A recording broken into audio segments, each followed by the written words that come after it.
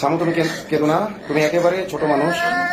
তুমি আসলে বুঝে উঠতে পারো না ওদের ষড়যন্ত্র। আল্লাহ ওর আম্মু জবান মুড়িতে ওকে কালো জাদু করা হয়েছিল, চকলেট, মিষ্টি জাতীয় জিনিস, চকলেট ইত্যাদির মাধ্যমে। দর্শক, গাজীপুরে আলোড়ন সৃষ্টিকারী একটি ঘটনা। হিন্দু একটি ছেলে মুসলমান একটি মেয়েকে ধর্ষণ করেছে, এমন একটি পোস্ট সামাজিক যোগাযোগ মাধ্যমে ছড়িয়ে পড়ে।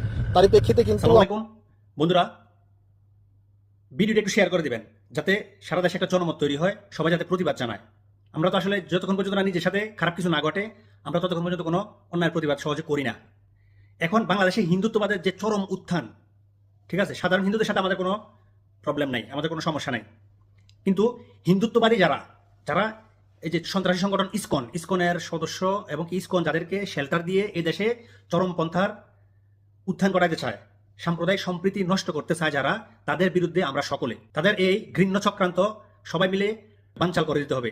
আমরা আমাদের রাজনীতিবিদ, আমাদের আলেম সমাজ হইতে সবাই, সকল মুসলিমরাই হিন্দুদের জানমাল, তাদের ধর্মীয় উপাসনালয়, এগুলো আমরা নিরাপত্তা দিই। কিন্তু তার বিপরীতে কি, আমরা যেন কালসাপ পুষতেছি দুধ কলা দিয়ে। তাদের যে ঘৃণ্য চক্রান্ত, সেটা কি আপনারা হয়তো অনেকেই জানেন, অনেকেই জানেন না। বিভিন্ন গ্রুপ আছে ফেসবুকে বা অনলাইনে, দেখে নেবেন। তাদের একটাই চক্রান্ত হচ্ছে মুসলিম মেয়েদেরকে কিভাবে তারা নষ্ট করবে, কিভাবে ভোগের পণ্য বানাবে,